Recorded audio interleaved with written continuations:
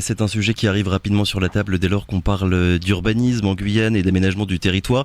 L'habitat spontané, selon la direction régionale des finances publiques, entre 20 et 25% des constructions ne seraient pas déclarées en Guyane, ce qui pose de nombreux problèmes en termes d'accès aux services publics, ramassage des déchets, réseaux d'eau ou d'électricité, sans parler du manque à gagner pour les collectivités. Et si on en parle ce matin, c'est parce qu'une récente enquête sur l'urbanisation spontanée a été publiée il y a quelques semaines. Étude menée par l'ODEG, l'agence d'urbanisme et de développement de la Guyane. Pour en parler, deux invités ce matin. Juliette Guirado, bonjour. Bonjour. Vous êtes la directrice de l'ODEG et vous êtes aux côtés de Samy Chevalier. Bonjour également. Bonjour, merci de nous accueillir. Merci à vous, merci à tous les deux d'avoir accepté notre invitation. Vous êtes Samy Chevalier, chargé de mission urbanisme et habitat. On va essayer du coup de présenter dans les grandes lignes cette étude qui a été publiée il y a peu de temps et comprendre du coup comment évolue finalement la croissance de l'habitat spontané sur le territoire. Déjà pour commencer, un point sur la terminologie, on va dire les mots qu'on utilise, parce que mine de rien, habitat spontané, informel, bidonville, squat, enfin on utilise beaucoup d'expressions qui ne disent pas la même chose et qui peuvent parfois un petit peu brouiller l'information. Du coup, urbanisation spontanée, ça veut dire quoi, Juliette Guirado ? Alors c'est très simple, en fait on considère à l'agence d'urbanisme et de développement de la Guyane que l'urbanisation spontanée est tout acte de construction sans autorisation d'urbanisme, donc sans permis de construire. Donc il peut s'agir de maisons d'habitation, mais également de hangars agricoles, donc à la campagne ou en ville, avec des typologies très différentes, que ce soit des formes précaires ou des formes en dur. Voilà, donc de belles villas ou de l'habitat de fortune. C'est vrai qu'il y a souvent un raccourci qui est fait entre habitat spontané et habitat indigne. C'est vraiment deux choses qui ne sont pas similaires. Même s'il y a des points en commun de temps en temps, évidemment. Ce n'est pas la même chose, effectivement. L'habitat indigne, c'est plutôt la façon en fait, dont on va se loger et qui peut revêtir une situation de danger ou de péril pour les occupants. Donc, notamment qui expose un certain nombre ces occupants à des défauts, donc soit de construction, soit un environnement immédiat qui peut porter préjudice. Ce n'est pas le cas de l'habitat spontané, puisqu'effectivement, ne pas avoir de permis de construire, c'est pas forcément en fait un cas d'habitat indigne. Oui, c'est ce que vous écrivez d'ailleurs dans votre enquête. Contrairement aux idées reçues, les constructions spontanées ne sont pas toutes indignes. Ça touche évidemment des populations précaires, mais aussi des ménages plus aisés. Samy Chevalier, sur cet aspect-là des choses, qu'est-ce qu'on peut dire finalement sur la part qu'il peut y avoir entre d'un côté les habitats informels, et ce qui relève du coup de l'indignité en quelque sorte? Alors on fait des liens entre les deux parce qu'il y a souvent des secteurs qui sont emblématiques et qui cumulent les deux thématiques, qui se sont développés en construction spontanée, en habitat informel puisqu'ils se développent généralement sur terrain d'autrui et avec un risque d'indignité qui est fort. Nous, on a travaillé sur la base d'une étude qu'ont fait les services de l'État en 2018 qui détermine une centaine de secteurs d'habitat potentiellement indignes en Guyane. Et on a croisé avec la thématique de l'urbanisation spontanée. Et donc, on a vu que par rapport à l'ensemble des points d'urbanisation spontanée que nous, on détermine, un quart sont situés dans ces secteurs d'habitat indigne. Donc, on voit qu'il y a quand même une relation qui existe entre les deux, qu'effectivement, le bâti spontané peut devenir à terme indigne, mais on fait effectivement, comme vous l'avez rappelé, très attention à faire la distinction entre les deux, parce que, comme le disait Juliette, on a de très belles villas qui peuvent être construites de manière spontanée, comme on peut avoir du bâti qui a été construit avec un permis de construire dans les centres-bourgs, par exemple, et qui s'est dégradé et qui est devenu indigne par la suite. Donc votre étude, elle s'est intéressée à 6 communes, Cayenne, Makouria, Matoury, Montsinéry, Tonnet-Grande, Roura et Papaichton. Pourquoi ces communes-là? Pourquoi pas toute la Guyane? Et là, évidemment, on pense à Saint-Laurent, où on entend souvent ce chiffre de 60% de l'habitat informel. Qu'est-ce qui a fait que vous vous êtes concentré sur, majoritairement, du coup, la CACL et Papaichton, Juliette Guirado? Donc ça fait une vingtaine d'années maintenant que l'agence d'urbanisme travaille sur ce sujet. Habituellement, on travaille effectivement sur les 6 communes de la CACL, Kourou, Saint-Laurent-du-Maroni et Mana. Malheureusement, pour ce cycle d'études, nous avons été contraints par le fait que il y avait travaillons à partir de photographies aériennes. Et pour ce millésime d'études, aucune photo aérienne n'était disponible pour cette année-là sur les communes de Kourou, Saint-Laurent-du-Maroni et Mana. Voilà. Donc cette année également, Remire-Montjoly n'a pas pu étudier puisque nous n'avons pas réussi à obtenir quelques données socles pour pouvoir étudier cette commune. Ça a été un long travail finalement d'arriver à faire ce recensement-là, Samy Chevalier. Alors c'est un pointage qui est assez minutieux en fait depuis 20 ans, parce que le but de l'exercice, c'est de récupérer l'ensemble des permis de construire auprès des communes. D'accord. Et de les localiser à partir d'une photo aérienne de qualité. C'est là où effectivement des fois le bas blesse pour agrandir le périmètre d'étude comme on le souhaiterait. Et donc une fois l'ensemble de ces permis pointés sur la construction spécifique que le permis désigne, par déduction, le reste des constructions qui se sont édifiées et qu'on voit apparaître sur l'image sont considérées comme spontanées. Donc c'est un travail effectivement qui est long pour cette raison, parce qu'il nécessite d'être quand même particulièrement minutieux. Il y a un troisième passage qui est fait pour, on va dire, enlever tous les points d'urbanisation spontanée qui étaient présents historiquement mais qu'on ne voit plus sur l'image. Donc démolition, évacuation ou régularisation aussi parfois des permis de construire.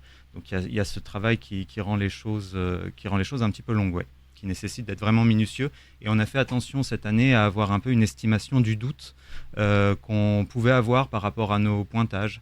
Donc on a un peu plus de 3% des permis qu'on n'arrive pas à pointer alors qu'on devrait pouvoir le faire. Pour quelle raison exactement ? Alors il peut y avoir plusieurs choses différentes. Il peut y avoir des imprécisions dans la localisation, dans les données de localisation du permis. Il peut y avoir plusieurs constructions sur une parcelle avec impossibilité d'identifier à quelle construction correspond exactement le permis. On essaye de se repérer par rapport à la surface qu'il y a dans le permis de construire, par rapport aux photos anciennes, par rapport à ce qu'on connaît du terrain.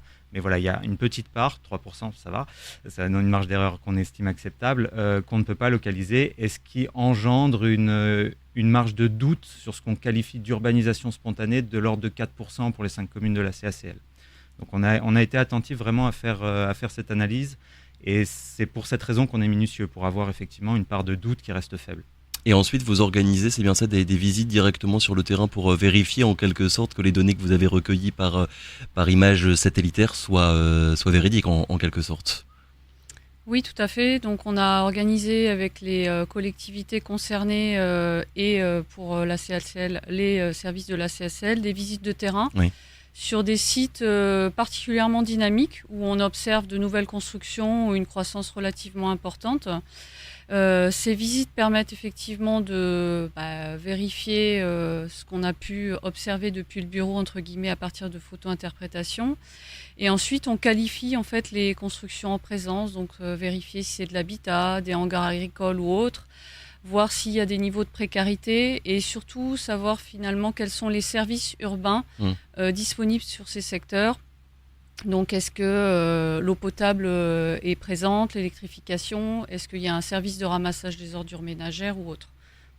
Alors, on va rentrer dans le détail, mais d'abord un dernier point sur la méthode et la méthodologie que vous avez utilisée. Il y a eu une particularité, on va dire, pour la commune de Papay-Icheton. Qu'est-ce qui a été fait à ce niveau-là ? Qui veut répondre sur la question de Papay-Icheton ? Alors effectivement, nos membres partenaires nous ont sollicité à étudier le phénomène sur le fleuve aussi. C'est quelque chose qu'on ne faisait pas pour 2 raisons. C'est effectivement la disponibilité des imageries aériennes de qualité qui permettent de travailler et la disponibilité auprès des communes des permis de construire.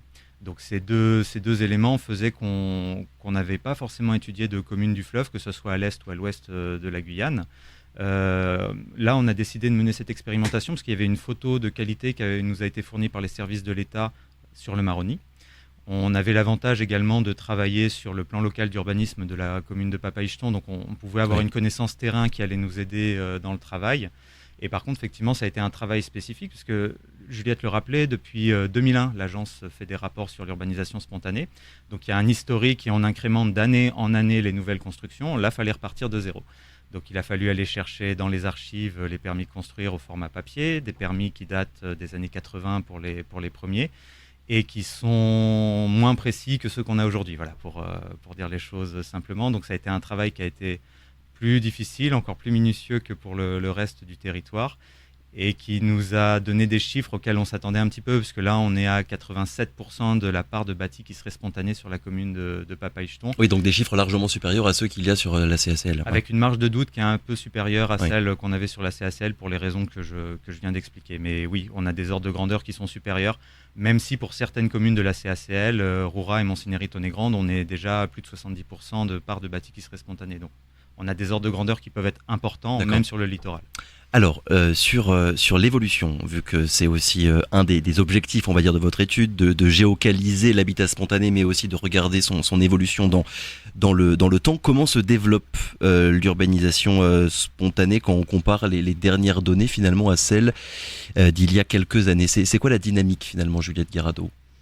La dynamique est très différente selon les secteurs, selon les communes. Donc il y a des formes d'urbanisation spontanée qui viennent tout simplement s'insérer dans le tissu urbain qui est déjà présent. Donc en fait, c'est un phénomène de densification de l'urbanisation qui se fait. Et puis, dans d'autres cas, en fait, c'est vraiment une dilatation de l'urbanisation spontanée, donc avec des fronts qu'on peut qualifier de pionniers, sur lesquels on a des implantations donc nouvelles, donc avec des formes d'extension de l'urbanisation. Une dilatation de l'urbanisation spontanée, ça veut dire quoi concrètement? C'est-à-dire que en fait, l'urbanisation croît en fait, sur des terrains attenants en fait, à l'urbanisation existante. Oui, il y en a plus qu'en 2015 quand on regarde les chiffres que vous donnez, mais le rythme de construction il a baissé. Comment est-ce qu'on explique ça, Samy Chevalier? Alors il y a plusieurs phénomènes. Il y a la question peut-être du terrain disponible. Il y a l'évolution de la population. On voit les chiffres de l'INSEE qui a tendance quand même à se tasser par rapport à des rythmes qu'on pouvait connaître. Donc nous, on peut faire que des hypothèses. Et effectivement, c'est peut-être d'autres cycles d'études qui confirmeront ou infirmeront nos hypothèses. Il y a aussi un phénomène, c'est qu'on étudie spécifiquement sur le périmètre de la CACL et de Papay-Jeton, mais c'est en termes de quantité globale, c'est peu représentatif. En fait, on a eu une vague d'évacuation qui a été notamment mise en œuvre par la préfecture 2019-2020, vous vous en souvenez peut-être. Et nous, on voit les effets sur l'imagerie, en fait. Donc, on voit les effets de l'évacuation. Par contre, on n'est pas sûr de voir les effets d'un éventuel report de personnes qui auraient été délogées. Oui. Donc, on a peut-être un petit phénomène de biais sur le rythme pour cette raison-là. Parce qu'effectivement, on a des constructions démolies et peut-être pas les reconstructions qui ont suivi. Donc c'est une des explications. Comme je disais, peut-être que les terrains sur lesquels il est possible de s'installer sont moins nombreux. On a observé un phénomène particulier sur la croissance, alors qu'on est globalement à une croissance un peu inférieure à 2% par an du phénomène sur les 5 communes étudiées de la CACL. Sur les secteurs de risque, donc qui sont inconstructibles en raison d'un plan de prévention des risques, donc où le risque est avéré et important, on a une croissance qui est de l'ordre de 10%, donc qui est 5 à 6 fois supérieure sur ces secteurs-là. Donc la contrainte urbaine, la contrainte des terrains disponibles pousse peut-être des constructions spontanées sur des terrains où les gens n'allaient pas jusque-là.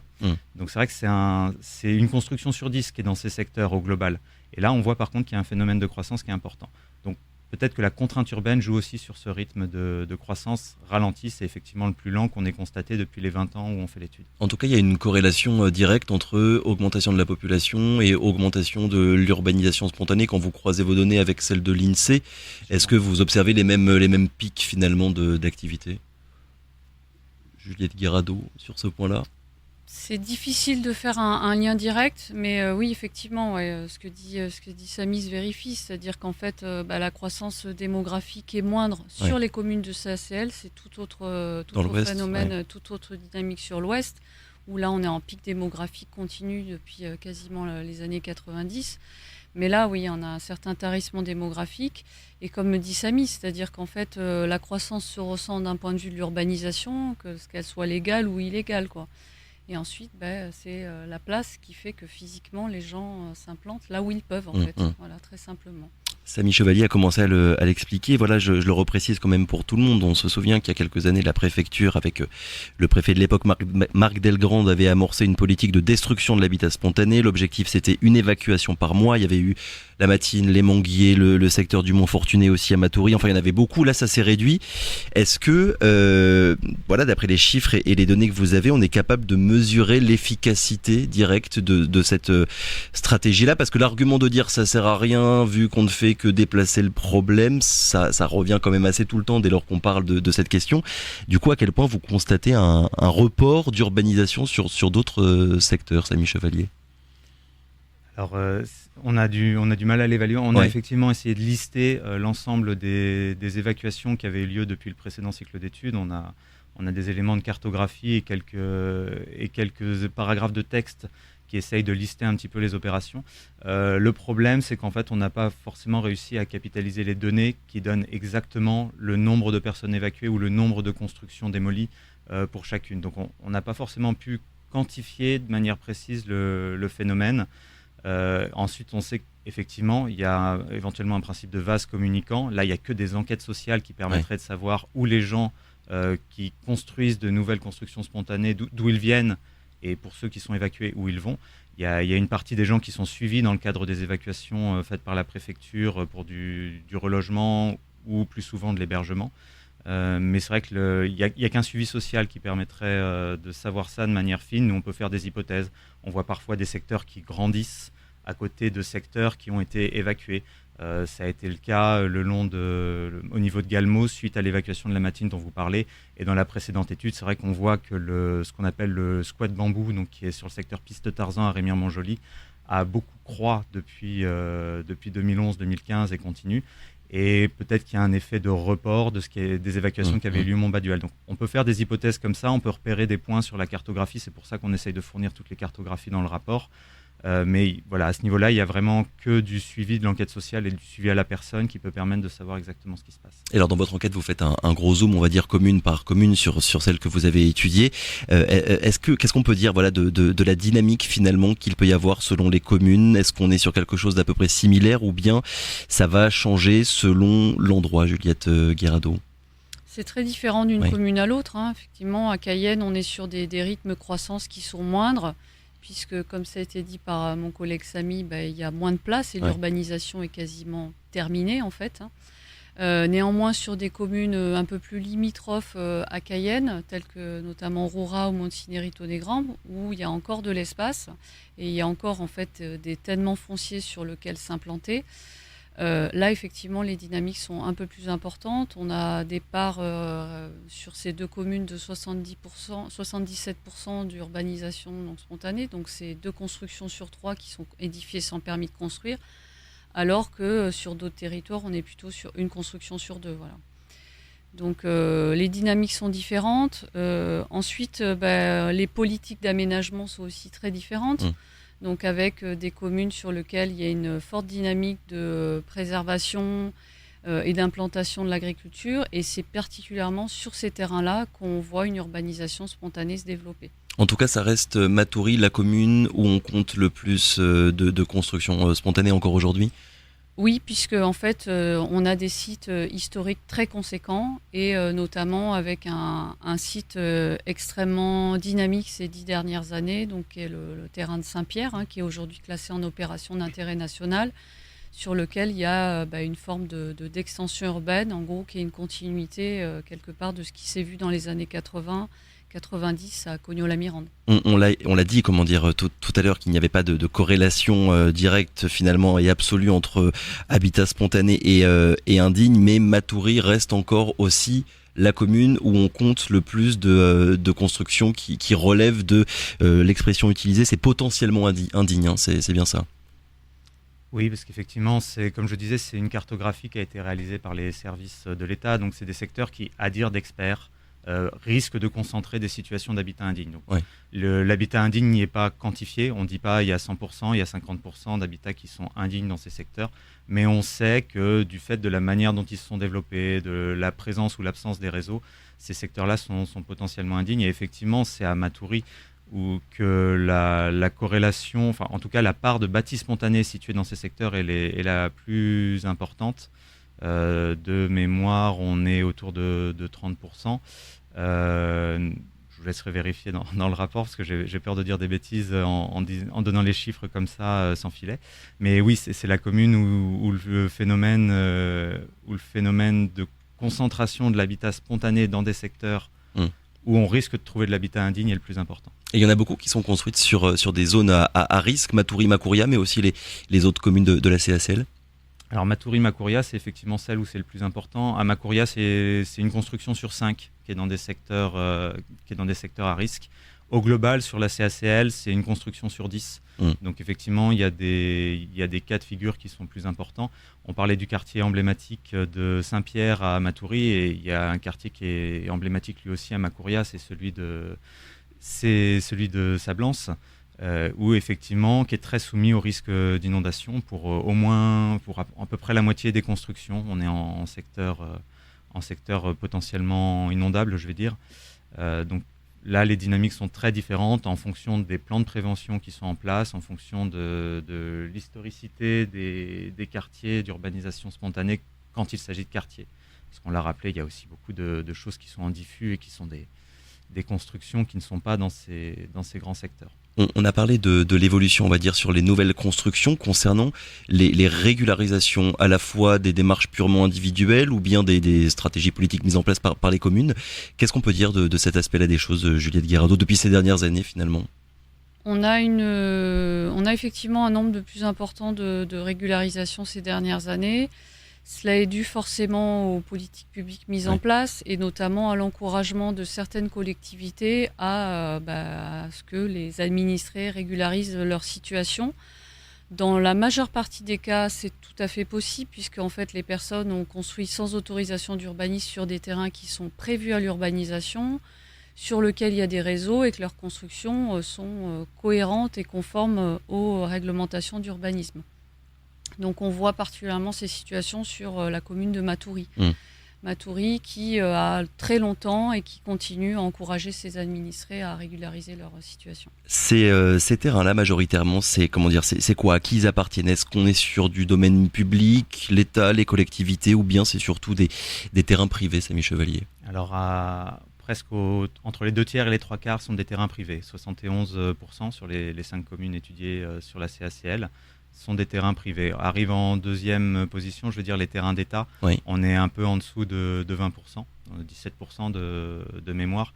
Donc c'est quelque chose qui est en continuité avec les études précédentes. On est sur les mêmes ordres de grandeur, on est toujours à peu près sur les mêmes tendances.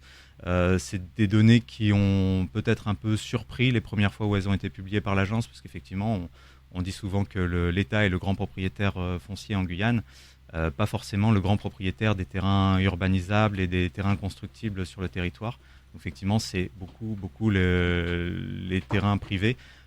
Papaicheton est un cas à part où il y a beaucoup de terrains qui appartiennent à la commune, et là on est à 92% d'urbanisation spontanée qui est située sur du parcellaire communal.